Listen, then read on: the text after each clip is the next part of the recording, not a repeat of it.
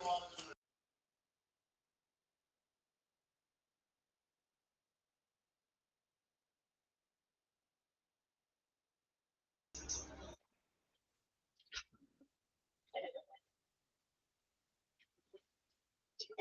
morning. Good morning, ma'am. Good morning. Good morning, ma'am. Good morning. Good morning, miss. Good morning.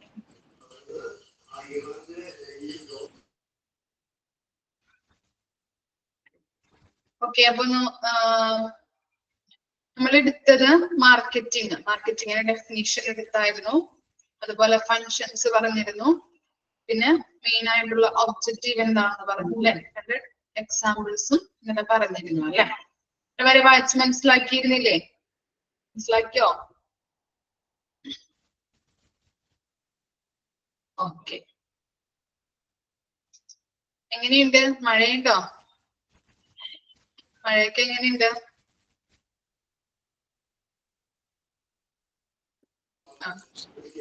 നല്ല മഴയാണല്ലേ? Okay, ഇവിടെ നല്ല മഴയാണ്. Food കഴിച്ചോ എല്ലാവരും?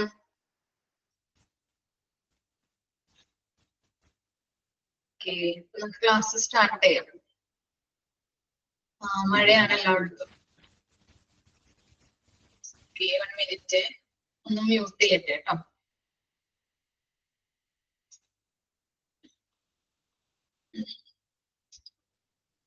ഓക്കെ, ഇപ്പൊ ഡെഫിനേഷൻ നമ്മൾ പറഞ്ഞു, ഒബ്ജക്റ്റീവ്, അതുപോലെ പറഞ്ഞത് സെവറൽ ഫങ്ഷൻസ് ഓഫ് മാർക്കറ്റിംഗ് പറഞ്ഞു.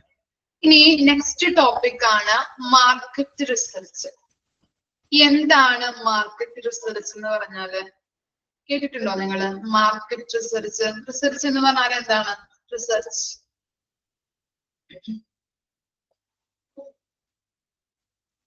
എന്താണ്? റിസർച്ച് എന്ന് പറഞ്ഞാല് പഠിക്കുക അല്ലെങ്കിൽ ഗവേഷണം അല്ലെ. ഗവേഷണം എന്ന് പറയാം. ഗവേഷണം, മാർക്കറ്റിനെ കുറിച്ച് പഠിക്കുക അല്ലെ. Okay, market research.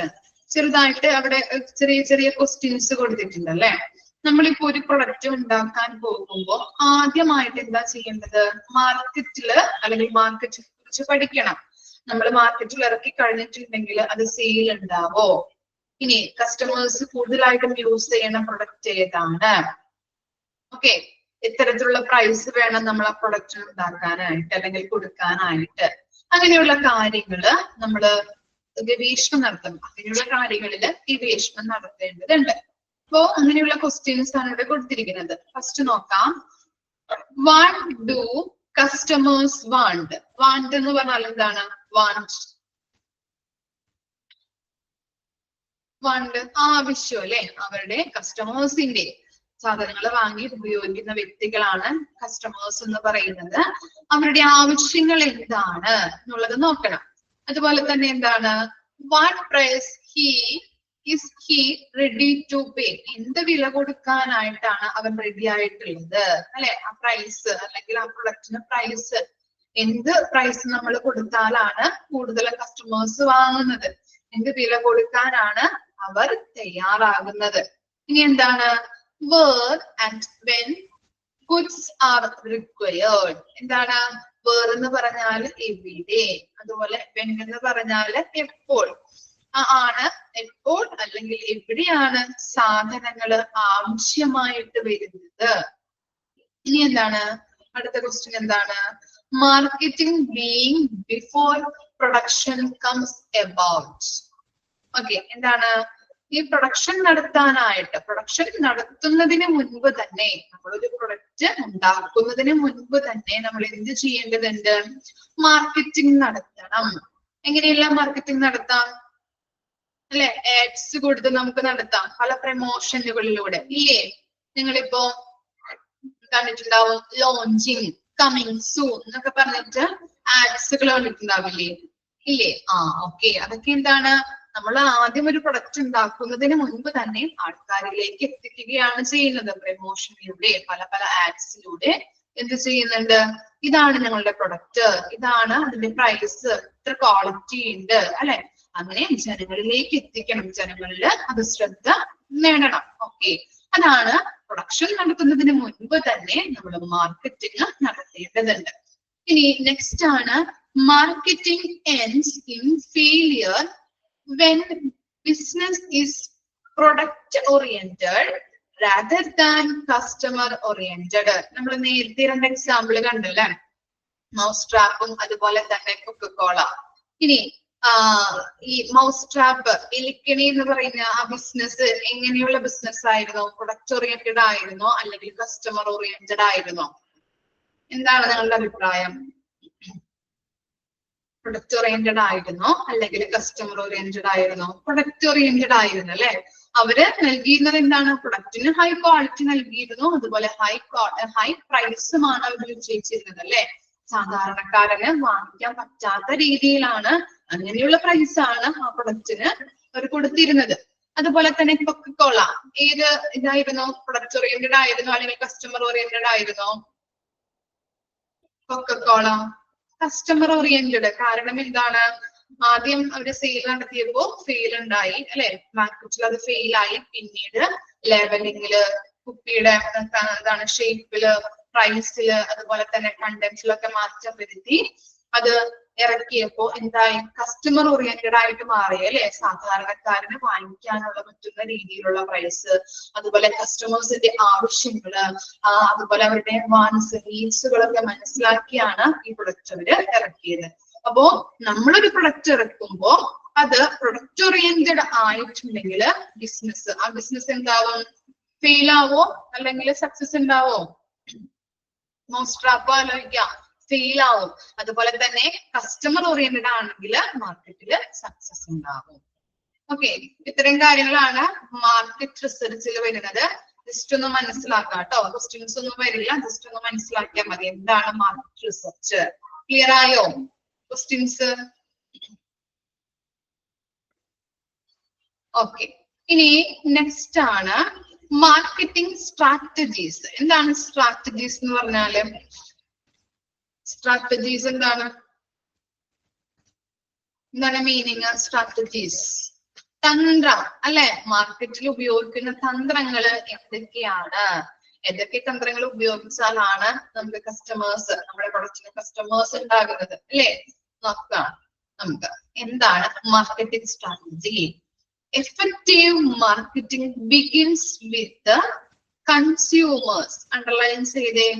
എഫക്റ്റീവ്, ഫലപ്രദമായ മാർക്കറ്റിംഗ് ആരംഭിക്കുന്നത് അവരിൽ നിന്നാണ്. ആരിൽ നിന്നാണ്?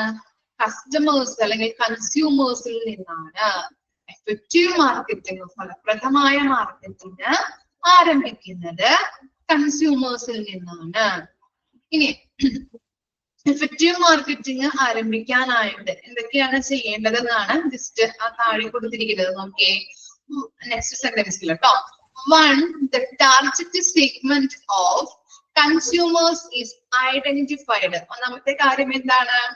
നമ്മളെ പ്രൊഡക്റ്റ് ഉണ്ടാക്കുന്നത് ആരെ മുന്നിൽ കണ്ടുകൊണ്ടാണ്. ചിലപ്പോൾ ഞാൻ പറഞ്ഞിട്ടുണ്ടായിരുന്നു, ഇപ്പൊ പാരസെറ്റമോളിന്റെ സിറപ്പ് ആരെയായിരിക്കും അവർ മുന്നിൽ കണ്ടുകൊണ്ട് നടത്തുന്നത് അല്ലെങ്കിൽ അത് തയ്യാറാക്കുന്നത്, പ്രൊഡ്യൂസ് ചെയ്തത് ആരെയായിരിക്കും? ബേബീസിനെ. അതുപോലെ തന്നെ ഫേസ് ക്രീം ആരെയായിരിക്കും? ഫേസ് ക്രീം കൂടുതലായിട്ടും യൂസ് ചെയ്യുന്നത് ആരാണ്? ലേഡീസ് അല്ലെങ്കിൽ വുമൻസിനെ ആയിരിക്കും അല്ലെ. അപ്പൊ നമ്മൾ ആദ്യം നോക്കേണ്ടത് എന്താണ്?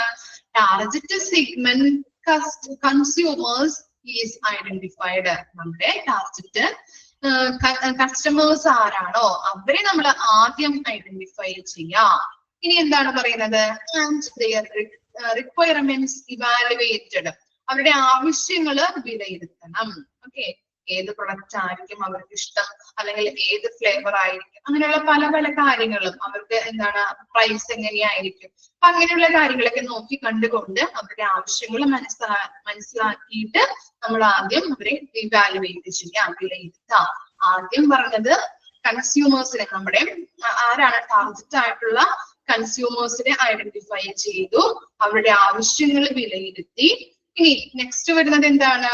Working out strategies in the next step. ഇനി എന്താ പറയുന്നത്? ആ പ്രൊഡക്റ്റ് ഉണ്ടാക്കുന്നതിനുള്ള തന്ത്രങ്ങള്, അതിന് ആവിഷ്കരിക്കുന്നതിനുള്ള ആ സ്ട്രാറ്റജീസ് അല്ലെ, തന്ത്രങ്ങള് എന്ത് ചെയ്യണം, ആവിഷ്കരിക്കണം. ഓക്കെ, ആ പ്രൊഡക്റ്റ് ഉണ്ടാക്കുന്നതുമായിട്ട് ബന്ധപ്പെട്ട തന്ത്രങ്ങള് ആവിഷ്കരിക്കുക. ക്ലിയർ ആയോ?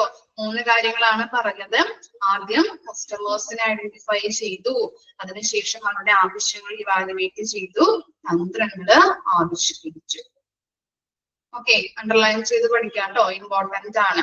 അപ്പൊ മാർക്കറ്റിംഗ് സ്ട്രാറ്റജീസ് ബിഗിൻസ്, അല്ലെങ്കിൽ മാർക്കറ്റിംഗ് സ്ട്രാറ്റജീസ് എന്ന് പറഞ്ഞാല് ഇഫക്റ്റീവ് മാർക്കറ്റിംഗ്, ഫലപ്രദമായിട്ടുള്ള മാർക്കറ്റിംഗ് ആരംഭിക്കുന്നത് കൺസ്യൂമേഴ്സിൽ നിന്നാണ്. അണ്ടർലൈൻ ചെയ്യാം, ക്വസ്റ്റ്യൻസ് വന്നിട്ടുണ്ട്.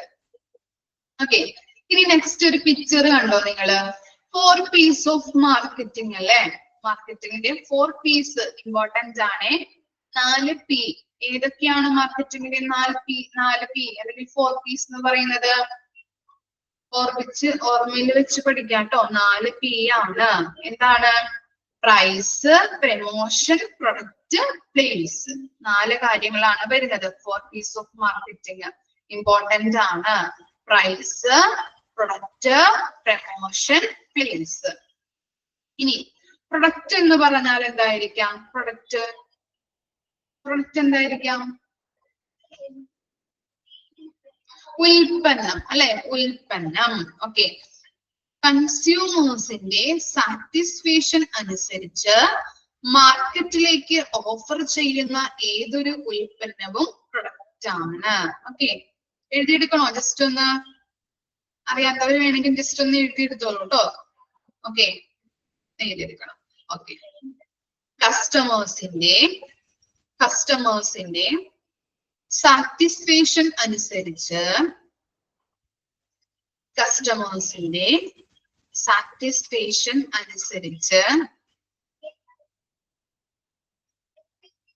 മാർക്കറ്റിലേക്ക്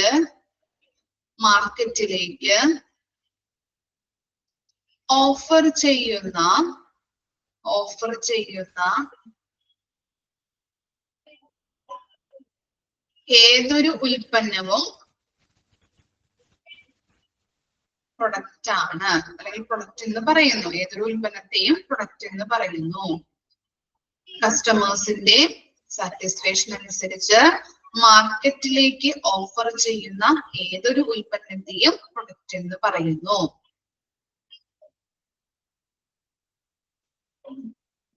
ഓക്കെ, എഴുതിയോ? ഓക്കെ, ഇനി പ്രൈസ് എന്തായിരിക്കാം? പ്രൈസ് വില അല്ലെ, നമ്മള് പ്രൊഡക്റ്റ് വാങ്ങിക്കുമ്പോ അതിന് ഒരു വില കൊടുക്കും അല്ലെ, നമ്മള് പ്രൊഡക്റ്റിന് കൊടുക്കുന്ന വില. ഓക്കെ, അപ്പൊ പ്രൊഡക്റ്റ് ലഭിക്കാൻ വേണ്ടി നാം കൊടുക്കുന്ന വില, അതിനെയാണ് പ്രൈസ് എന്ന് പറയുന്നത്. പ്രൊഡക്റ്റ് ലഭിക്കാൻ വേണ്ടി നാം കൊടുക്കുന്ന വില. ഓക്കെ,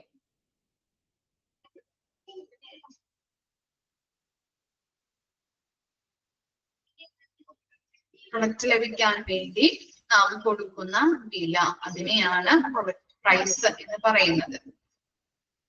നെക്സ്റ്റ് ആണ് പ്ലേസ് അല്ലെ. പ്ലേസ് എന്താണ്? സ്ഥലം. ഓക്കെ, സ്ഥലം. ഓക്കെ, അപ്പൊ കസ്റ്റമർ എവിടെയാണോ ആ സ്ഥലമാകാം. കസ്റ്റമർ എവിടെയാണോ ആ സ്ഥലമാവാം, അല്ലെങ്കിൽ സെയിൽ എവിടെയാണോ നടക്കുന്നത് ആ സ്ഥലമാവാം. അതിനെയാണ് പ്ലേസ് എന്ന് പറയുന്നത്. കസ്റ്റമർ എവിടെയാണോ അതാണ്, അല്ലെങ്കിൽ എന്താണ്, സെയിൽ എവിടെയാണോ നടക്കുന്നത് ആ സ്ഥലമാവാം പ്ലേസ് എന്ന് പറയുന്നത്. കസ്റ്റമർ എവിടെയാണോ ആ സ്ഥലമാവാം, അല്ലെങ്കിൽ സെയിൽ നടക്കുന്നത് എവിടെയാണോ ആ സ്ഥലമാവാം.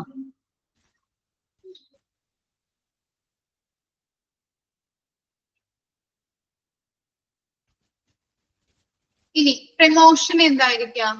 പ്രമോഷൻ എന്താണ് മീനിങ്? പ്രമോഷൻ എന്ന് പറഞ്ഞാല് ഓഫർ. ഓക്കെ, അഡ്വർടൈസ്മെന്റ് ആണ് അല്ലെ പ്രമോഷൻ എന്ന് പറഞ്ഞാല്. അഡ്വർടൈസ്മെന്റ് ആണ് ഇവിടെ പറയുന്നത് കേട്ടോ. പ്രമോഷൻ എന്ന് പറഞ്ഞാല് എന്താണ്? പ്രചരിപ്പിക്കുക. അഡ്വർടൈസ്മെന്റിലൂടെ നമ്മള് പ്രമോഷൻ നടത്താറുണ്ട് നമ്മുടെ പ്രൊഡക്റ്റുകളെ കുറിച്ചൊക്കെ. അല്ലെങ്കിൽ ഇപ്പൊ ഒരു ഹോസ്പിറ്റലുമായിട്ട് ബന്ധപ്പെട്ട ഒരു ടെക്നോളജി ഒക്കെ വരികയാണെങ്കിൽ, അല്ലെങ്കിൽ പുതിയ പുതിയ ടെക്നോളജീസ് ഒക്കെ വരികയാണെങ്കിൽ, ഓരോ ഓർഗനൈസേഷൻ ഒക്കെ വരികയാണെങ്കിൽ, നിങ്ങൾ കണ്ടിട്ടില്ല ഇപ്പൊ ഐ ഹോസ്പിറ്റലിന്റെ ഒക്കെ അഡ്വർടൈസ്മെന്റ്, അവിടെ പുതിയ ടെക്നോളജി വന്നു, അല്ലെങ്കിൽ അവിടെ പുതിയ ചികിത്സ ആരംഭിച്ചു ഇല്ലേ? അതുപോലെ തന്നെ നമ്മള് പുതിയ പുതിയ ഹോസ്പിറ്റലുമായിട്ട് ബന്ധപ്പെട്ട് പുതിയ പുതിയ ഇന്നോവേഷനോ അല്ലെങ്കിൽ എന്തെങ്കിലും ടെക്നോളജീസ്, പുതിയ സർവീസ് ഒക്കെ കൊടുക്കുകയാണെങ്കിൽ അവിടെ ആഡ്സ് പ്രൊവൈഡ് ചെയ്യാറുണ്ട്. അങ്ങനെ ആഡ്സ് നടത്തുമ്പോൾ എന്താണ്, ആഡ്സ് അങ്ങനെ ജനങ്ങളിലേക്ക് എത്തിക്കുമ്പോൾ അവര് അതില് അട്രാക്റ്റീവ് ആയിട്ട് ആ ഹോസ്പിറ്റലിലോട്ട് വരാനായിട്ട് ഇടയാക്കുന്നുണ്ട്. അതാണ് പ്രമോഷൻ എന്ന് പറയുന്നത്. അപ്പോ ഈ ഒരു പ്രൊഡക്റ്റ് വിപണിയിൽ എത്തിക്കാനായിട്ട് അല്ലെങ്കിൽ എത്താൻ പോകുന്നുണ്ട് എന്ന കാര്യം മറ്റുള്ളവരിലേക്ക് എത്തിക്കാൻ വേണ്ടിയിട്ടാണ് പ്രമോഷൻ നടത്തുന്നത്, അല്ലെ? ഇല്ലേ? ഒരു പ്രൊഡക്റ്റ് വിപണിയിൽ എത്തിയിട്ടുണ്ട് അല്ലെങ്കിൽ എത്താൻ പോകുന്നുണ്ട് എന്ന കാര്യം മറ്റുള്ളവരിലേക്ക് എത്തിക്കാൻ വേണ്ടിയിട്ടാണ് പ്രമോഷൻ നടത്തുന്നത്. അപ്പൊ നമുക്ക് പറയാൻ പറ്റും എന്ത്, പ്രമോഷൻ എന്നാൽ എന്താണ്? ആരുമാരുമായുള്ള കമ്മ്യൂണിക്കേഷൻ ആണ്. കസ്റ്റമേഴ്സും അതുപോലെ തന്നെ കമ്പനിയും തമ്മിലുള്ളൊരു ലിങ്ക് ഉണ്ടെന്ന് പറയാൻ പറ്റില്ലേ? കമ്പനീസ് ഒരു പുതിയൊരു സർവീസ് ആരംഭിച്ചു, അത് ജനങ്ങളിലേക്ക് എത്തിക്കുന്നുണ്ട്. അപ്പോ എന്താണ്, കസ്റ്റമേഴ്സും അതുപോലെ തന്നെ കമ്പനിയും തമ്മിലുള്ള ഒരു കമ്മ്യൂണിക്കേഷൻ ലിങ്ക് ആണ് എന്ത് പറയുന്നത്, പ്രമോഷൻ എന്ന് പറയാൻ പറ്റും. നമുക്ക് മനസ്സിലായോ? കൺസെപ്റ്റ് മനസ്സിലായോ? കിട്ടിയോ കൺസെപ്റ്റ് എന്താണെന്ന്? ഓക്കെ.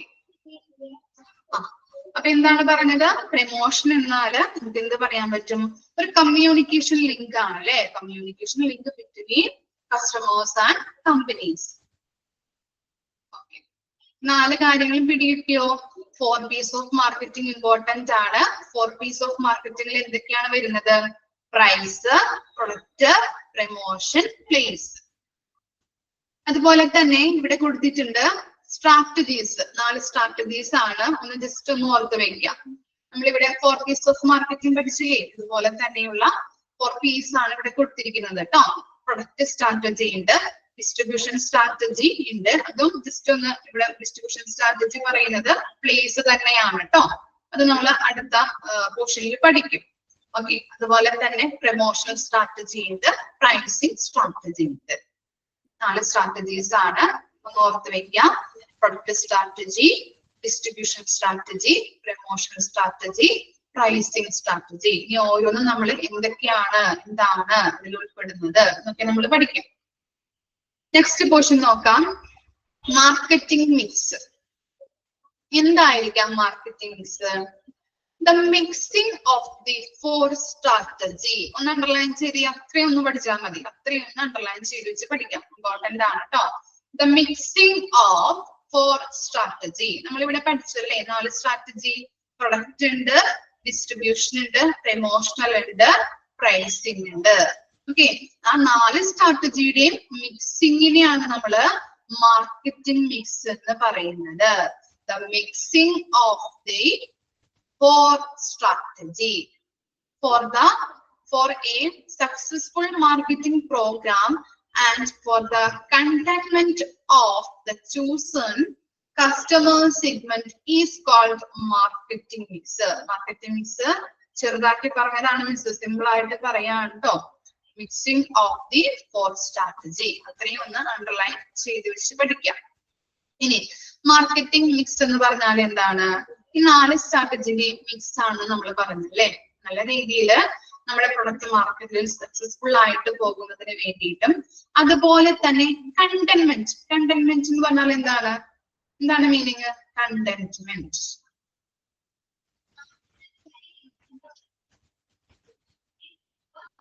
സാറ്റിസ്ഫാക്ഷൻ ഇല്ലേ? കസ്റ്റമേഴ്സിന്റെ സാറ്റിസ്ഫാക്ഷൻ അനുസരിച്ചും അവർക്ക് നല്ല രീതിയിലൊരു പ്രൊഡക്റ്റ് മാർക്കറ്റിൽ ഇറക്കുന്നതിന് വേണ്ടിയിട്ടും അത് മാർക്കറ്റിൽ സക്സസ്ഫുൾ ആയിട്ട് പോകുന്നതിന് വേണ്ടിയിട്ടും നമ്മള് എന്ത് 4 സ്ട്രാറ്റജി യൂസ് ചെയ്യുന്നുണ്ട്. ആ 4 സ്ട്രാറ്റജിയുടെ മിക്സിങ്ങിനെയാണ് നമ്മൾ പറയുന്നത് മാർക്കറ്റിംഗ് മിക്സ്. ക്ലിയർ ആയോ? മാർക്കറ്റിംഗ് മിക്സ് എന്താണെന്ന്? കസ്റ്റമേഴ്സിന്റെ സംതൃപ്തിക്ക് അനുസരിച്ച് നമ്മളൊരു പ്രൊഡക്റ്റ് മാർക്കറ്റിൽ ഇറക്കിയിട്ട് അത് സക്സസ്ഫുൾ ആയിട്ട് പോകുന്നതിന് വേണ്ടിയിട്ട് നമ്മൾ 4 സ്ട്രാറ്റജി അതിൽ യൂസ് ചെയ്യുന്നുണ്ട്. അതാണ് product strategy, distribution strategy, promotional strategy, pricing strategy. ഇനി മാർക്കറ്റിംഗ് മിക്സിനെ ചുരുക്കി സിമ്പിൾ ആയിട്ട് പറയാന്നുണ്ടെങ്കിൽ എങ്ങനെയാണ് പറയുന്നത്? The mixing of the four strategy. കിട്ടിയോ? ഓക്കെ ആണോ? ഒന്ന് ജസ്റ്റ് ഒന്ന് ഇത്രയും വരെ ഒന്ന് വായിച്ചു നോക്കിയേ. ഇത്രയും എടുത്തത് വരെ ജസ്റ്റ് ഒന്ന് വായിക്കാം. ആർക്കെങ്കിലും എന്തെങ്കിലും ഡൗട്ട് ഉണ്ടെങ്കിൽ ചോദിച്ചോളൂ കേട്ടോ.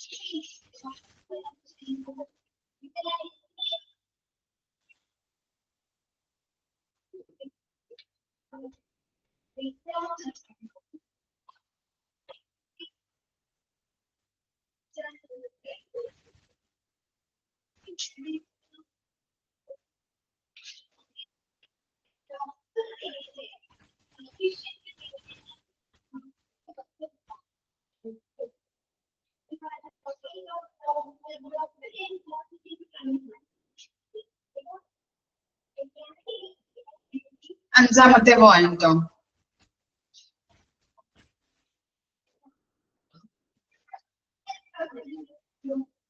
ലാസ്റ്റ് പോയിന്റ് അല്ലേ? Marketing ends in the failure when business is product oriented rather than the customer oriented. Product oriented ഉണ്ട്, അതുപോലെ തന്നെ കസ്റ്റമർ ഓറിയന്റഡും ഉണ്ട്. പ്രൊഡക്റ്റ് ഓറിയന്റഡ് ആണെങ്കിൽ നമ്മള് ഒരു പ്രൊഡക്റ്റ് ഇറക്കുമ്പോൾ ആ പ്രൊഡക്റ്റിന് മാത്രം പ്രാധാന്യം കൊടുത്ത് മാർക്കറ്റിൽ ഇറക്കുകയാണെങ്കിൽ അത് ഫെയിൽ ആവും. ഓക്കെ, പ്രൊഡക്റ്റ് ഓറിയന്റഡിന് എക്സാമ്പിൾ ആണ് നമ്മളെ മൗസ് ട്രാപ്പ്. മനസ്സിലായോ? അവരെന്താ ചെയ്തത്?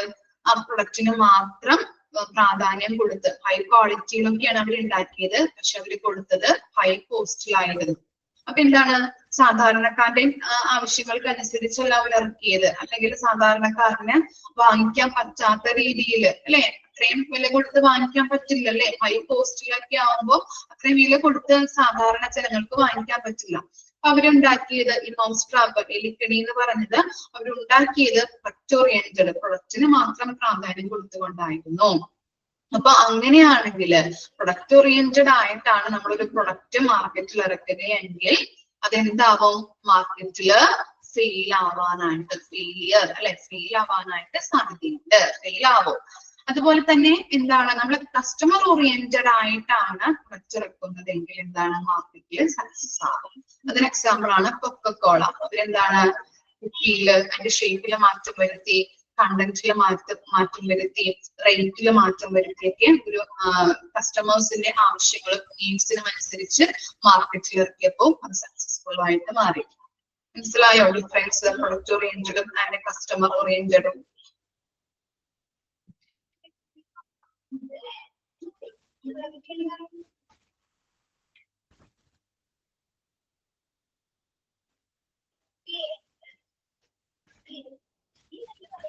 എന്തെങ്കിലും ഡൗട്ട് ഉണ്ടോ?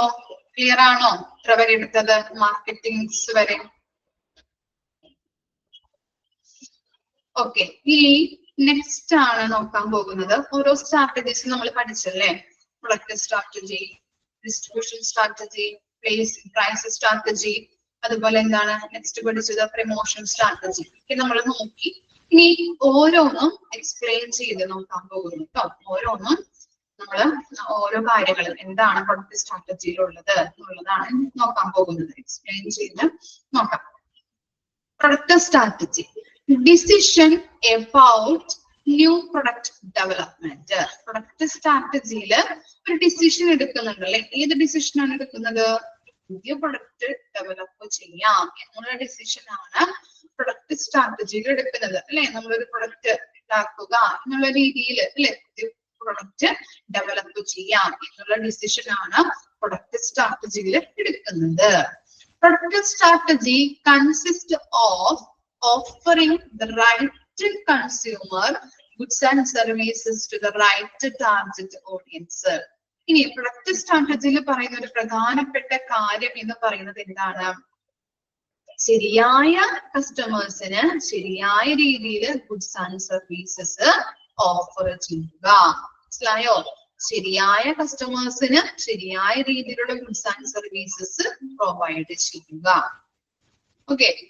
Product strategy consist of quality, new product, packaging, design, brand names, research and development. ഇനി പ്രൊഡക്റ്റ് സ്ട്രാറ്റജിയിൽ ഇൻക്ലൂഡ് ചെയ്യുന്ന എന്തൊക്കെയാണ് ഇൻക്ലൂഡ് ചെയ്യുന്നത്? ഇതിന്റെ ക്വാളിറ്റി, പ്രൊഡക്റ്റിന്റെ ക്വാളിറ്റി ഉണ്ടാവണം. ന്യൂ പ്രൊഡക്റ്റ്, അതുപോലെ തന്നെ പാക്കേജിങ്, ഡിസൈൻ, ബ്രാൻഡ് നെയിമിലൊക്കെ വ്യത്യാസങ്ങൾ വരുത്തി ഏറ്റവും പുതുമയോട് കൂടിയിട്ട് വേണം നമ്മൾ എന്ത് ചെയ്യാനായിട്ട്, മാർക്കറ്റിൽ ഇറക്കാനായിട്ട് അല്ലെ. പ്രൊഡക്റ്റ് സ്ട്രാറ്റജി പ്രൊഡക്റ്റിന്റെ തന്ത്രങ്ങളില് നമ്മൾ നോക്കേണ്ട കാര്യങ്ങൾ എന്തൊക്കെയാണ്? ക്വാളിറ്റി, ന്യൂ പ്രൊഡക്റ്റ്, അതുപോലെ പാക്കേജിങ്, അതിന്റെ ഡിസൈൻ, ബ്രാൻഡ് നെയിംസ് അറിയാലോ. സോപ്പിന് തന്നെ പല പല ബ്രാൻഡ്സുകൾ ഉണ്ടല്ലേ. സോപ്പിന് സോപ്പ് എന്ന് തന്നെയാണോ നമ്മൾ പറയാറ്? പല പല നെയിമുകൾ കൊടുത്ത് പറയുന്നുണ്ട് അല്ലെ. ഏതൊക്കെയാണ്? ലെക്സ്, അതുപോലെ റെക്സോണ അല്ലെ, ഡവ്, ഓക്കെ, അതുപോലെ മെഡിമിക്സ്, ചന്ദ്രിക അല്ലെ. പല പല ബ്രാൻഡ് നെയിംസ് ഉണ്ട്. ഓരോ കമ്പനികളും സോപ്പ് ഇറക്കുമ്പോ അവര് പല പല ബ്രാൻഡ് നെയിംസിലാണ് ഇറക്കുന്നത്. ഓക്കെ, അങ്ങനെയുള്ള കാര്യങ്ങളൊക്കെ ശ്രദ്ധിക്കണം. ഇനി എന്താണ് ദ മെയിൻ എയിം? പ്രൊഡക്റ്റ് സ്ട്രാറ്റജിയുടെ എയിം എന്താണെന്ന് നോക്കിയേ. Is to evolve product that will meet buyer expectations. Expectations എന്ന് പറഞ്ഞാൽ എന്താണ്? എക്സ്പെക്ടേഷൻ എന്താണ് മീനിങ്?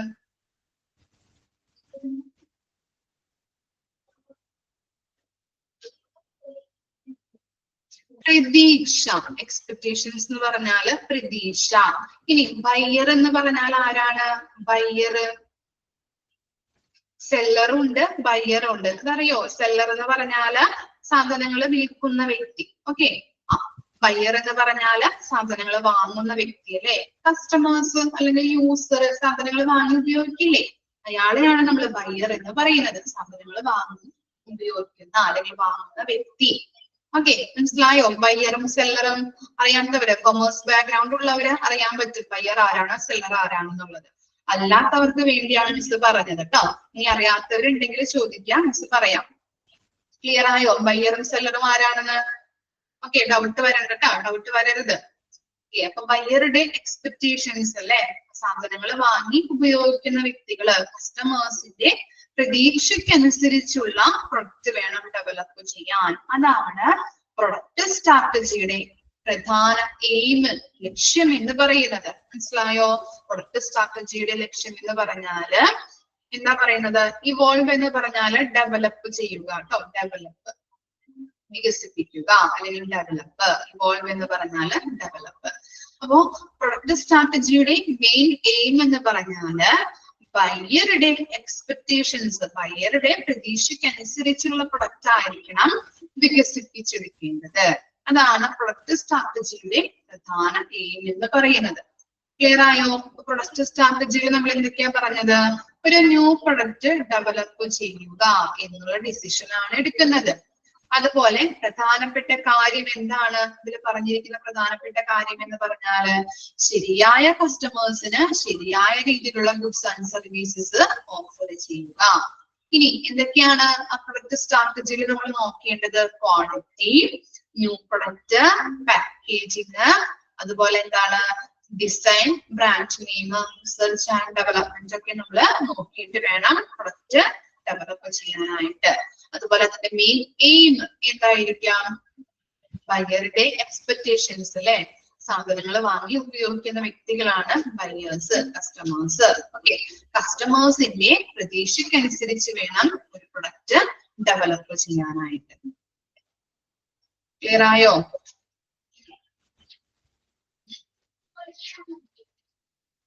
എന്തെങ്കിലും ഡൗട്ട് ഉണ്ടോ ആർക്കെങ്കിലും?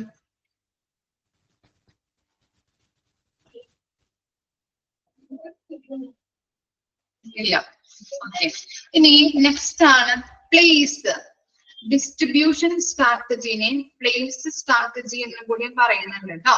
അതും കൂടി ഒന്ന് മാർക്ക് ചെയ്ത് വെക്കാം, അണ്ടർലൈൻ ചെയ്യാം. Okay, another name of distribution strategy എന്ന് ചോദിച്ചിട്ടുണ്ടെങ്കിൽ പ്ലേസ് ആണ്. മറന്നു പോകരുത് കേട്ടോ. Okay. A distribution strategy is a method, ഒരു മെത്തേഡ് ആണ് അല്ലെ, method of distributing goods or services to end users. Okay, end users എന്ന് പറഞ്ഞാലും ആരെയാണ് നമ്മൾ end users എന്ന് പറയുന്നത്? ബയേഴ്സിനെ അല്ലെങ്കിൽ കസ്റ്റമേഴ്സിനെ, യൂസറിനെ, ഓക്കെ, അവരെയാണ് നമ്മള് end യൂസർ എന്ന് പറയുന്നത്. സാധനങ്ങൾ വാങ്ങി ഉപയോഗിക്കുന്ന വ്യക്തികള്, user, customers, end users, buyer എന്നൊക്കെ പറയുന്നുണ്ട് കേട്ടോ, മാറിപ്പോകരുത്. ഓക്കെ, ബയ്യറെ തന്നെയാണ് നമ്മളെ കസ്റ്റമർ എന്ന് പറയുന്നതും യൂസർ എന്ന് പറയുന്നതും എൻഡ് യൂസേഴ്സ് എന്ന് പറയുന്നത്. ഓക്കെ, ഓർത്ത് വെക്കാം. അപ്പോ ഇവിടെ ഡിസ്ട്രിബ്യൂഷൻ സ്ട്രാറ്റജി എന്ന് പറഞ്ഞു കഴിഞ്ഞിട്ടുണ്ടെങ്കിൽ is a method of distributing goods and services to end users. എന്താണ്, ഒരു മെത്തേഡ് ആണ് അല്ലെ, ഗുഡ്സ് ആൻഡ് സർവീസസ് എൻഡ് യൂസേഴ്സിന്റെ കയ്യിലോട്ട്, കസ്റ്റമേഴ്സിന്റെ കയ്യിലോട്ട് എത്തിക്കുന്നതിന് വേണ്ടിയിട്ടുള്ള ഒരു മെത്തേഡാണ്, വിതരണം ചെയ്യുന്നതിന് അല്ലെ, ഡിസ്ട്രിബ്യൂട്ട് ചെയ്ത് കൊടുക്കുന്നതിന് വേണ്ടിയിട്ടുള്ള ഒരു മെത്തേഡിനെയാണ് നമ്മൾ പറയുന്നത് ഡിസ്ട്രിബ്യൂഷൻ സ്ട്രാറ്റജി എന്ന് പറഞ്ഞത്. ഇനി അതിലെടുക്കുന്ന ഡിസിഷൻ എന്താണ്? Decision with regard to physical distribution of goods.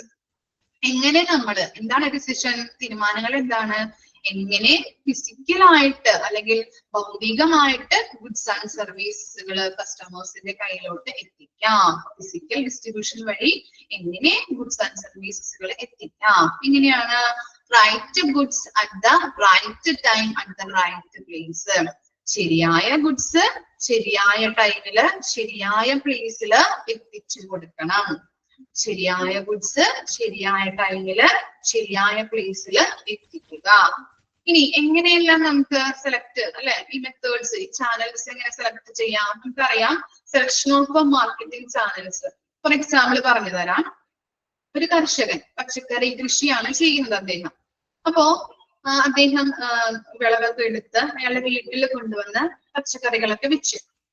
അപ്പോ അവിടെ ചെന്ന് നമുക്ക് എന്ത് ചെയ്യാം?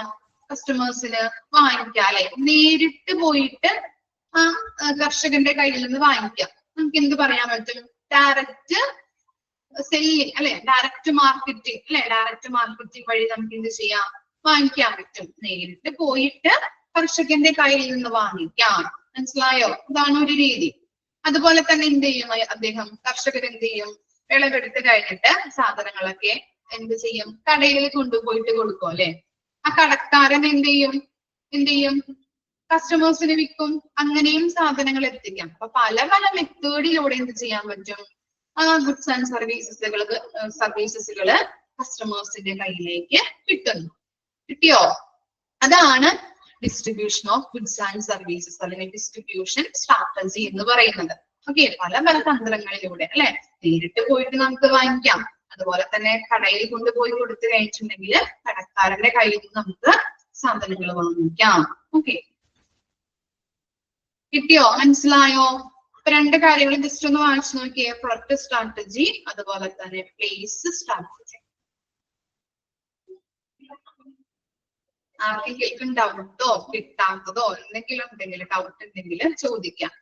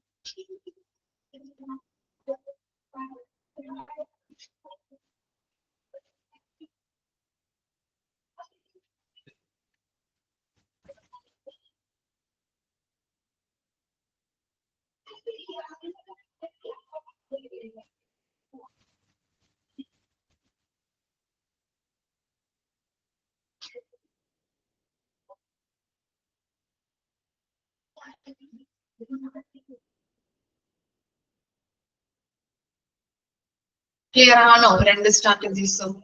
ഓക്കെ, നെക്സ്റ്റ് ടോപ്പിക്കിലോട്ട് പോവാം. എന്തെങ്കിലും ഡൗട്ട് ഉണ്ടോ ആർക്കെങ്കിലും? ഇല്ല. ഓക്കെ, ഈ നെക്സ്റ്റ് ആണ് പ്രമോഷണൽ സ്ട്രാറ്റജി. Promotional strategy.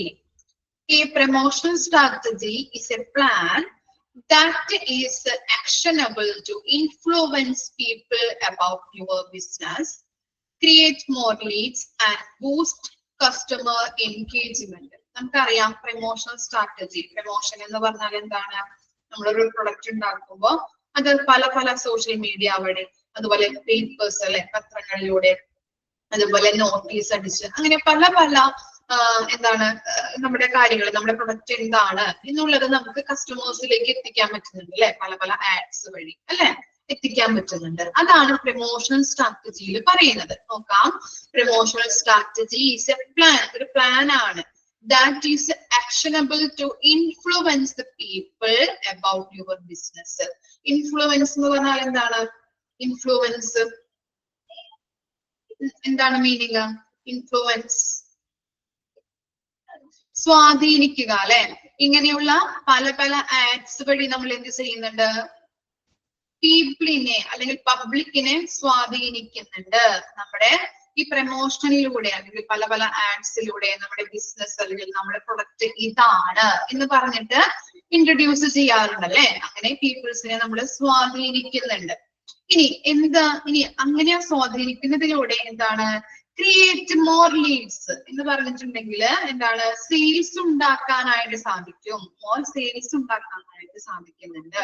പല പല ആഡ്സ് വഴി നമ്മുടെ പ്രൊഡക്റ്റ് ഇതാണെന്ന് പറഞ്ഞിട്ട് ഇൻട്രൊഡ്യൂസ് ചെയ്യുന്നു. അങ്ങനെ പീപ്പിൾസിനെ സ്വാധീനിച്ച് നമുക്ക് എന്താണ്? കൂടുതൽ സെയില് നടത്താനായിട്ട് സഹായിക്കുന്നു.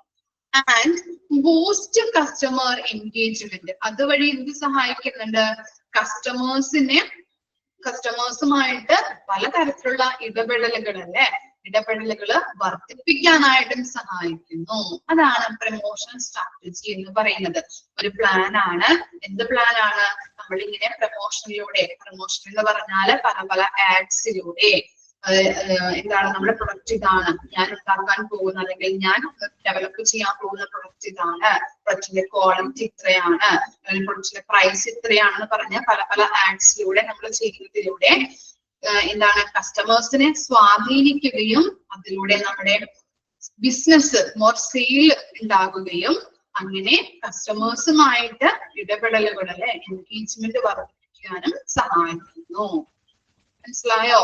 പ്രമോഷൻ അല്ലെങ്കിൽ പ്രമോഷണൽ സ്ട്രാറ്റജി എന്ന് പറഞ്ഞാൽ എന്താണെന്ന്?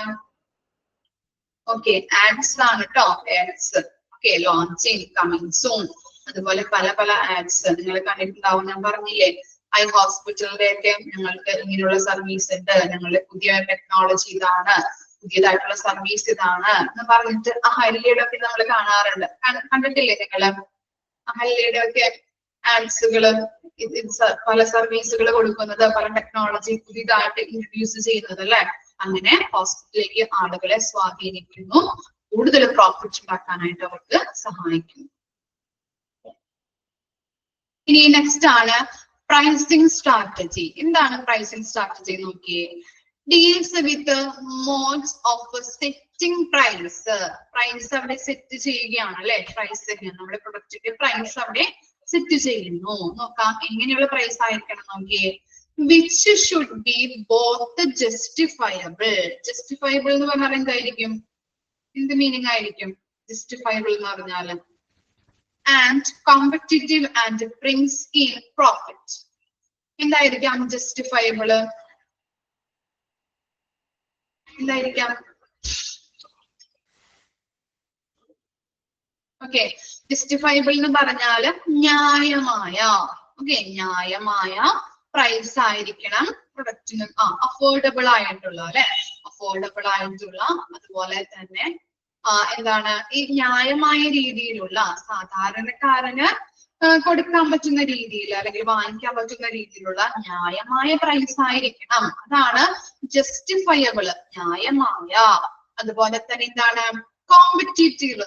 മറ്റു പ്രൊഡക്റ്റ്, ഇപ്പൊ സോപ്പാണ് ഞാൻ ഉണ്ടാക്കുന്നതെങ്കിൽ മറ്റു ബ്രാൻഡിലുള്ള സോപ്പുകൾ ഉണ്ടാവുമല്ലോ, അവരോട് മത്സരിച്ച് നിൽക്കാൻ തരത്തിലുള്ള പ്രൈസും ഓക്കെ, അങ്ങനെയുള്ള പ്രൈസ് ആയിരിക്കണം. ന്യായമായതും മറ്റുള്ളവരോട് മത്സരിച്ച് നിൽക്കാൻ തരത്തിലുള്ള പ്രൈസുമായിരിക്കണം ഫിക്സ് ചെയ്യേണ്ടത്.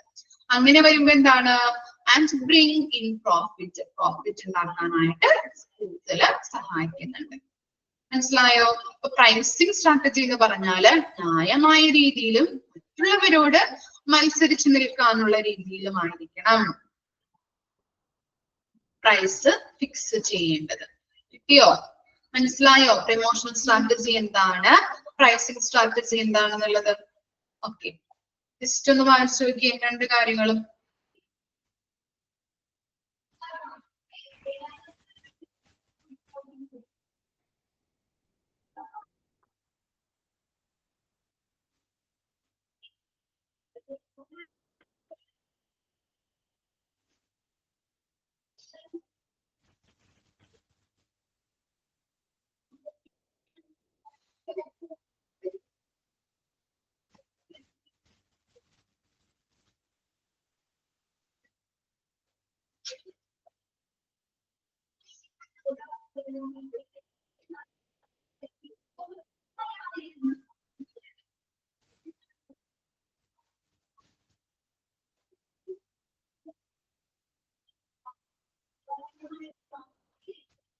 ഓക്കെ ആണോ എല്ലാവർക്കും? ക്ലിയർ ആണോ?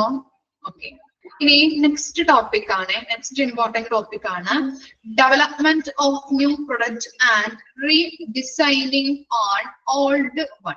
എന്താണ്, നമ്മളൊരു ന്യൂ പ്രൊഡക്റ്റ് ഉണ്ടാക്കുമ്പോ, ഡെവലപ്പ് ചെയ്യുമ്പോ, വികസിപ്പിക്കുമ്പോ ഉള്ള സ്റ്റെപ്പുകൾ ഏതൊക്കെയാണ്? ഒരു 6 സ്റ്റെപ്പ്, ഒരു 6 സ്റ്റെപ്പാണ് നമുക്ക് പഠിക്കാനുള്ളത്. അതുപോലെ തന്നെ നമ്മള് ഓൾഡ് വൺ, ഒരു ഓൾഡ് ആയിട്ടുള്ള പഴയ പ്രൊഡക്റ്റിനെ റീഡിസൈൻ ചെയ്ത് പുതിയതാക്കി. കൊക്കക്കോള എന്താണ്, ഒരു ഓൾഡ് പ്രൊഡക്റ്റ് ആയിരുന്നു അല്ലെ, അത് റീഡിസൈൻ ചെയ്ത് നമ്മൾ എന്ത് ചെയ്തു, പുതിയ പ്രൊഡക്റ്റ് ആക്കി മാർക്കറ്റിൽ എത്തിച്ചപ്പോ അതിന് സക്സസ്ഫുൾ ഉണ്ടായി. അതുപോലെ ഓൾഡ് വണ്ണിനെ റീഡിസൈൻ ചെയ്യുമ്പോഴും അതുപോലെ തന്നെ ന്യൂ പ്രൊഡക്റ്റ് ഡെവലപ്പ് ചെയ്യുമ്പോഴും ഉള്ള 6 സ്റ്റെപ്പാണ് പഠിക്കാനുള്ളത്. ഫസ്റ്റ് സ്റ്റെപ്പ് നോക്കിയേ, സ്റ്റെപ്പ് 1 ജനറേഷൻ. ഓക്കെ, ഉള്ളതിന് ഒന്നുകൂടെ ഓക്കെ, കറക്റ്റ് ആണ് കേട്ടോ ശ്രീലക്ഷ്മി. ഇനി ഫസ്റ്റ് വൺ നോക്കി, ഫസ്റ്റ് സ്റ്റെപ്പ് നോക്കാം, generation of the concept of new product. Idea born in the minds of an individual or groups. ഇനി ഒരു ന്യൂ പ്രൊഡക്റ്റ് ഉണ്ടാക്കാനായിട്ടുള്ള ഐഡിയ എങ്ങനെയാണ് ഡെവലപ്പ് ചെയ്തത് അല്ലെങ്കിൽ ജനറേറ്റ് ചെയ്തത്? ചിലപ്പോ നമ്മളൊരു കൂട്ടമായിട്ട് ഇരുന്നു കൊണ്ട് ഒരാളുടെ മനസ്സിൽ തോന്നുന്നതാവാം, അല്ലെങ്കിൽ കൂട്ടമായിട്ട് സംസാരിക്കുമ്പോ നമ്മൾ അതിൽ നിന്ന് ഡെവലപ്പ് ചെയ്യുന്നതാവാം അല്ലെ, ഗ്രൂപ്പിൽ നിന്ന് ഡെവലപ്പ് ചെയ്ത് കിട്ടുന്നതാവാം അല്ലെ. ഓക്കെ, ഒരാളുടെ മനസ്സിൽ നിന്നുള്ളതാവാം, അല്ലെങ്കിൽ നമ്മൾ കൂട്ടമായിട്ട് ഇരിക്കുമ്പോ ആ ഗ്രൂപ്പിൽ നിന്ന് വരുന്നതാവാം. ഓക്കെ, മനസ്സിലായോ? അങ്ങനെ idea born in the minds of an individual or group. ഇനി സെക്കൻഡ് സ്റ്റേജ് നോക്കാം, സെക്കൻഡ് സ്റ്റെപ്പ് നോക്കി, സ്ക്രീനിങ്. ന്യൂ പ്രൊഡക്റ്റ് ഉണ്ടാക്കാനായിട്ടുള്ള ഐഡിയ ഡെവലപ്പായി ഒരു ഇൻഡിവിജ്വലിൽ നിന്നും ആവാം, അല്ലെങ്കിൽ ഒരു ഗ്രൂപ്പിൽ നിന്നും നമുക്ക് കിട്ടി. ഇനി അതിനെ നമ്മൾ എന്ത് ചെയ്യണം? സൂക്ഷ്മ പരിശോധന നടത്തണം അല്ലെ. സ്ക്രീനിങ്, സ്ക്രീനിങ് എന്ന് പറഞ്ഞാല് സൂക്ഷ്മ പരിശോധന. ഫസ്റ്റ് വൺ നോക്കാം, 2 പോയിന്റ് ആണ് അതിൽ കൊടുത്തിരിക്കുന്നത്. നോക്കിയേ, idea that meet up with company objective and promise good sales are taken into consideration. അത്ര വരെ മതി കേട്ടോ, അത്ര വരെയല്ലേ നിങ്ങൾ പ്രിന്റർ നോട്ടിലുള്ളത്. സ്ക്രീനില് ഈ നോട്ട് റിമൂവ് ഉണ്ട്, അത് തെറ്റാണ്, ഇത് പ്രിന്റിംഗ് മിസ്റ്റേക്ക് ആണ്. ഓക്കെ, അത്ര വരെ മതി, കൺസിഡറേഷൻ വരെ മതി. Idea that meet up with company objective and promise good sales are taken into consideration. ഇനി നമ്മൾ ഒരു കമ്പനിക്ക് വേണ്ടിയിട്ടാണ് ഒരു പ്രൊഡക്റ്റ് വികസിപ്പിക്കാം എന്നുള്ള ഐഡിയ വന്നിട്ടുണ്ടെങ്കിൽ, ഒരു കമ്പനിക്ക് വേണ്ടിയിട്ടാണ് നമ്മളൊരു പ്രൊഡക്റ്റ് ഉണ്ടാക്കുന്നതെങ്കിൽ എന്ത് ചെയ്യണം? നമ്മള് കമ്പനിക്ക് അതിൻ്റെതായിട്ടുള്ള ഒബ്ജക്റ്റീവ് ഉണ്ടാവും അല്ലെ. ഇല്ലേ, നമ്മളൊരു ഓർഗനൈസേഷൻ തുടങ്ങുമ്പോൾ എന്തുണ്ടാവും? ഒബ്ജക്റ്റീവ് ഉണ്ടാവാറുണ്ട് അല്ലെ. ഓരോ ഓർഗനൈസേഷനും അതിൻ്റെതായിട്ടുള്ള ഒബ്ജക്റ്റീവ് ഉണ്ടാവും. ആ ഒബ്ജക്റ്റീവ് നോക്കിയിട്ട് വേണം നമ്മൾ എന്ത് ചെയ്യാനായിട്ട്? പ്രൊഡക്റ്റ് ഡെവലപ്പ് ചെയ്യാനായിട്ട്. മനസ്സിലായോ? കമ്പനിയുടെ ഒബ്ജക്റ്റീവ്, ആ ലക്ഷ്യം നോക്കിയിട്ട് വേണം നമ്മൾ പ്രൊഡക്റ്റ് ഡെവലപ്പ് ചെയ്യാനായിട്ട്. അതുപോലെ തന്നെ അത് മാർക്കറ്റിൽ നമ്മൾ ഇറക്കി കഴിഞ്ഞിട്ടുണ്ടെങ്കിൽ സക്സസ് ആവോ, മോർ സെയിൽ ഉണ്ടാവോ എന്നുള്ളതും കൂടി നമ്മൾ കൺസിഡർ ചെയ്യണം. ഫസ്റ്റ് പോയിന്റ് മനസ്സിലായോ?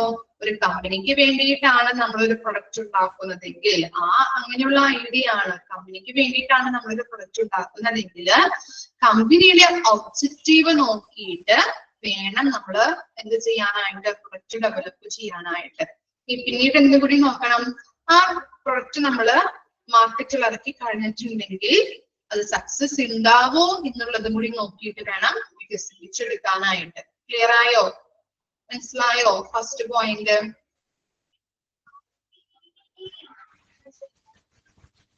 ഓക്കെ, ഇനി നെക്സ്റ്റ് ആണ് decision is made is important.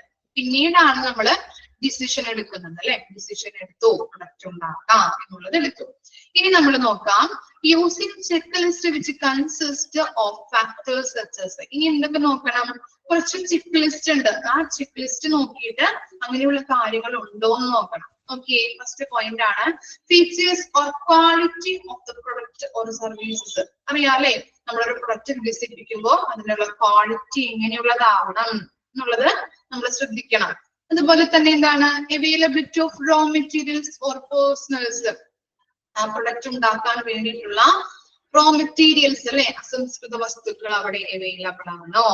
Personnels എന്ന് പറഞ്ഞാല് സ്റ്റാഫുകൾ, ലേബർ അവിടെ അവൈലബിൾ ആണോ അല്ലെ. അതിനെ പറ്റിയ ലേബേഴ്സ് അവിടെ ഇല്ലെങ്കിൽ നമുക്ക് എന്താണ് ഉണ്ടാക്കാനായിട്ട് പറ്റുമോ? ഇല്ല.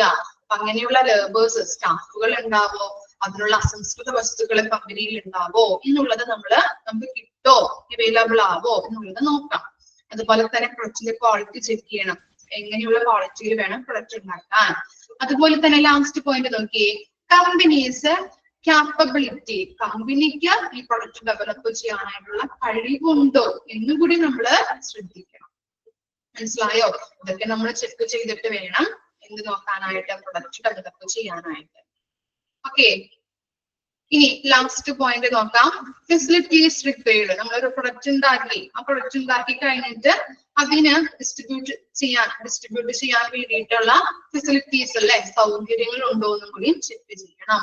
Infrastructure four sales and distribution, sale ചെയ്യാനും ഡിസ്ട്രിബ്യൂട്ട് ചെയ്ത് കൊടുക്കാനായിട്ടുള്ള സൗകര്യങ്ങളുണ്ടോ എന്നും കൂടിയും നമ്മൾ നോക്കാം, ചെക്ക് ചെയ്യാം. ഇത്രയും കാര്യങ്ങളാണ് സ്ക്രീനിങ്ങില് സൂക്ഷ്മ പരിശോധന നടത്തേണ്ടത്. ഫസ്റ്റ് പോയിന്റ് പറഞ്ഞത്, കമ്പനിക്ക് വേണ്ടിയിട്ടാണ് നമ്മളൊരു പ്രൊഡക്റ്റ് ഉണ്ടാക്കുന്നതെങ്കിൽ കമ്പനിയുടെ ഒബ്ജക്റ്റീവ് എന്താണെന്ന് നോക്കിയിട്ട് വേണം നമ്മൾ തയ്യാറാക്കാനായിട്ട്, അത് വികസിപ്പിച്ചെടുക്കാനായിട്ട്. അതുപോലെ എന്തും കൂടി നോക്കണം, നമ്മുടെ പ്രൊഡക്റ്റ് മാർക്കറ്റിൽ ഇറക്കി കഴിഞ്ഞിട്ടുണ്ടെങ്കിൽ അത് മോർ സെയിൽ ഉണ്ടാവോ എന്നും കൂടി നമ്മൾ കൺസിഡർ ചെയ്യാം. അതുപോലെ പിന്നീടാണ് നമ്മൾ ഡിസിഷൻ എടുക്കുന്നത്. ഡിസിഷൻ എടുത്തു, പിന്നീട് കുറച്ച് കാര്യങ്ങൾ നമ്മൾ ചെക്ക് ചെയ്ത് നോക്കണം അല്ലെ. ഏതൊക്കെയാണ്?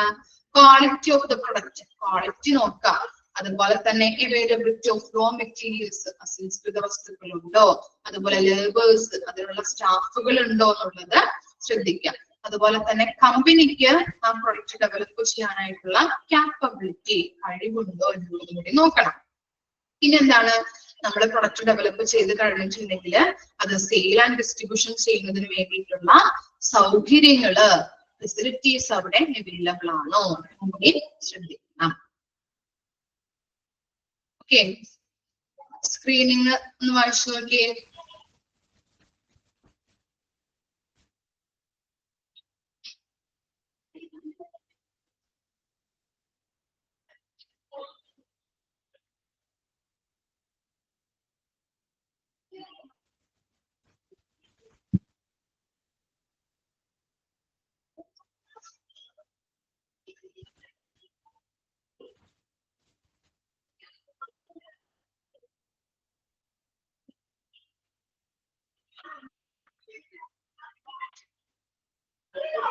ക്ലിയർ ആണോ?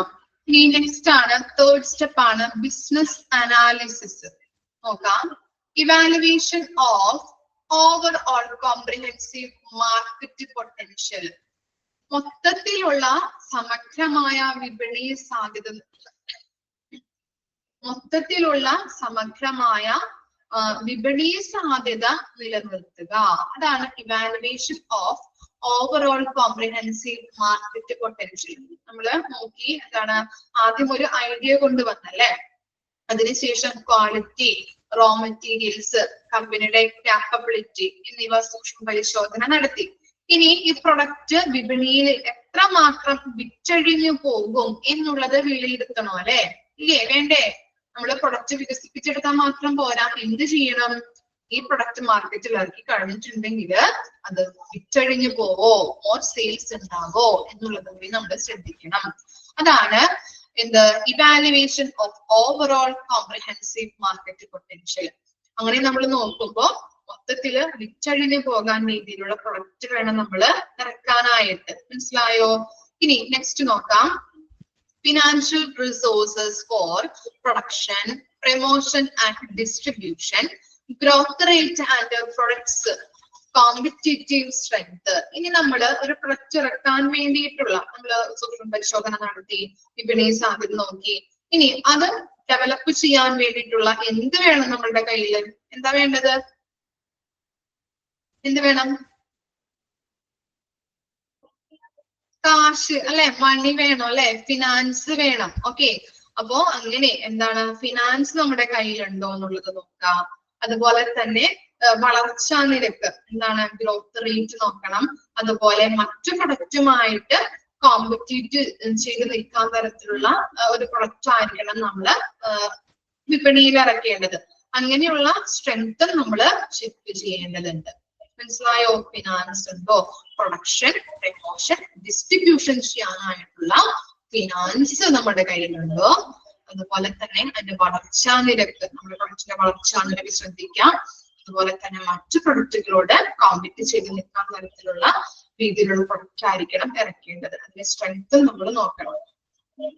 ഇനി നെക്സ്റ്റ് പോയിന്റ്, നെക്സ്റ്റ് സ്റ്റെപ്പ് ആണ് step 4, product development. Marketing department provides feedback of consumers' reaction, once packaging and branding extra. രണ്ട് ഡിപ്പാർട്ട്മെന്റിന്റെ കാര്യമാണ് ഇവിടെ പറയുന്നത്. First one marketing department, second പോയിന്റിൽ പറയുന്നത് എഞ്ചിനീയറിംഗ് ഡിപ്പാർട്ട്മെന്റ് ഉണ്ട്. അപ്പൊ എന്ത് ചെയ്യും? മാർക്കറ്റിംഗ് ഡിപ്പാർട്ട്മെന്റ് എന്ത് ചെയ്യുന്നുണ്ട്? ഈ കസ്റ്റമേഴ്സിന്റെ റിയാക്ഷൻ, അതുപോലെ അവരുടെ ആവശ്യങ്ങള്, അതുപോലെ തന്നെ പാക്കേജിങ് എങ്ങനെ ചെയ്യണം, ബ്രാൻഡിങ് എങ്ങനെ ചെയ്യണം, അങ്ങനെയുള്ള ഫീഡ്ബാക്കുകള് ആർക്ക് കൊടുക്കും? ഫീഡ്ബാക്ക് ഈ എഞ്ചിനീയറിംഗ് ഡിപ്പാർട്ട്മെന്റിന് പറഞ്ഞു കൊടുക്കും. മനസ്സിലായോ? നമ്മുടെ മാർക്കറ്റ് ഒന്ന് റിസർച്ച് നടത്തിയിട്ട് കസ്റ്റമേഴ്സിന്റെ റിയാക്ഷൻ എങ്ങനെയാണ്, പ്രൊഡക്റ്റിനോടുള്ള അവരുടെ വാൺസ് എങ്ങനെയാണ്, ആവശ്യങ്ങള്, അതുപോലെ പാക്കേജിങ്, ബ്രാൻഡിങ് എങ്ങനെ ചെയ്യണം, അങ്ങനെയുള്ള കാര്യങ്ങളൊക്കെ ഈ മാർക്കറ്റിംഗ് ഡിപ്പാർട്ട്മെന്റ് എഞ്ചിനീയറിംഗ് ഡിപ്പാർട്ട്മെന്റിന് പറഞ്ഞു കൊടുക്കും. ഇനി അവരെന്ത് ചെയ്യുന്നുണ്ട്? Engineering department change idea into final product. ആ ഫീഡ്ബാക്ക് അനുസരിച്ച് ഈ എഞ്ചിനീയറിംഗ് ഡിപ്പാർട്ട്മെന്റ് നമ്മുടെ പ്രൊഡക്റ്റിൽ പല ചേഞ്ചുകളും വരുത്തി ഫൈനൽ പ്രൊഡക്റ്റ് ആക്കി മാറ്റുന്നു. അത്രയും കാര്യങ്ങളാണ് പ്രൊഡക്റ്റ് ഡെവലപ്മെന്റിൽ വരുന്നത്. ജസ്റ്റ് ഒന്ന് മനസ്സിലാക്കിയാൽ മതി. ഇനി നെക്സ്റ്റ് നോക്കാം. Fifth step test marketing. Consumers reaction to a new product. Product നമ്മൾ മാർക്കറ്റിൽ ഇറക്കുന്നു കേട്ടോ. അതാണ് customer reaction, consumer reaction to the new product. നിങ്ങൾ കണ്ടിട്ടുണ്ടാവും, ഈ എക്സാമ്പിൾ പറയാം കേട്ടോ, ഈ ഷാമ്പൂവിന്റെ ഒക്കെ അവര് നല്ല രീതിയിൽ പ്രൊഡക്റ്റ് ഇറക്കുന്നതിന് പകരം ചെറിയ ചെറിയ 1 രൂപ അല്ലെങ്കിൽ 2 രൂപയുടെ ഒക്കെ ഷാമ്പു ചെറിയ ചെറിയ പാക്കറ്റ് ആക്കി ഇറക്കാറില്ലേ? അതാണ് ടെസ്റ്റ് മാർക്കറ്റിംഗ് എന്ന് പറയുന്നത്. കണ്ടിട്ടില്ലേ? സാമ്പിൾസ് ഇറക്കും. ഇനി സാമ്പിൾസ് ഇറക്കി നോക്കി ആ പ്രൊഡക്റ്റ് കസ്റ്റമേഴ്സിന് ഇഷ്ടപ്പെട്ടു എന്ന് തോന്നിക്കഴിഞ്ഞാൽ എന്താണ്, അത് വലിയ വലിയ ബോട്ടിലുകളിലാക്കി ഇറക്കും അല്ലെ? അതാണ് 6th step, commercialisation, full scale marketing. മനസ്സിലായോ? ആദ്യം ടെസ്റ്റ് മാർക്കറ്റിംഗ് നടത്തും, ചെറിയ ചെറിയ പാക്കറ്റുകളിലാക്കിയിട്ട് മാർക്കറ്റിൽ ഇറക്കും. അത് കസ്റ്റമേഴ്സിന് അട്രാക്റ്റീവ് ആയിട്ടുണ്ട്, കസ്റ്റമേഴ്സിന് ഇഷ്ടമായിട്ടുണ്ട് എന്ന് തോന്നിക്കഴിഞ്ഞിട്ടുണ്ടെങ്കിൽ അവരെന്ത് ചെയ്യും? ഫുൾ ബോട്ടിലാക്കി പ്രൊഡക്ഷൻ നടത്താനായിട്ട് തുടങ്ങും. അതാണ് 6th സ്റ്റെപ്പ്, കമേഴ്സ്യലൈസേഷൻ. ഓക്കെ, ഇത്രയും കാര്യങ്ങളാണ് നമ്മളൊരു ന്യൂ പ്രൊഡക്റ്റ് ഉണ്ടാക്കുന്നതിനുമായിട്ട് അതുപോലെ തന്നെ ഒരു ഓൾഡ് വൺ റീഡിസൈൻ ചെയ്യുന്നതുമായിട്ടുള്ള സ്റ്റെപ്പുകൾ കേട്ടോ. ചിലപ്പോൾ ചോദിക്കാം സെക്കൻഡ് സ്റ്റെപ്പ് ഏതാണ് അല്ലെങ്കിൽ ലാസ്റ്റ് സ്റ്റെപ്പ് ഏതാണ്, ഓക്കെ, ചോദിക്കാവുന്നതാണ്. അപ്പോ ഓർഡർ അനുസരിച്ച് പഠിച്ചു വെക്കാം. ഫസ്റ്റ് സ്റ്റെപ്പ് ഏതാണ്, രണ്ടാമത്തെ സ്റ്റെപ്പ് ഏതാണ്, മൂന്നാമത്തെ സ്റ്റെപ്പ് ഏതാണെന്ന് ഒന്ന് ഓർത്തിരിച്ച് പഠിക്കാം. അതുപോലെ തന്നെ അതിന്റെ ഉള്ളിലുള്ള ഓരോ സ്റ്റെപ്പിന്റെ ഉള്ളിലുള്ള കാര്യങ്ങളും ഒന്ന് ജസ്റ്റ് ഒന്ന് ഓർത്ത് വെക്കാം, ഏതൊക്കെയാണ് വരുന്നത് കേട്ടോ. ഓക്കെ, ക്ലിയർ ആണോ? ഇത്ര വരെ എടുത്തത്, ഇത്ര വരെ മിസ് എടുക്കുന്നുള്ളൂ. ക്ലിയർ ആണോ? ഓക്കെ, ഡൗട്ട് എന്തെങ്കിലും ഉണ്ടോ?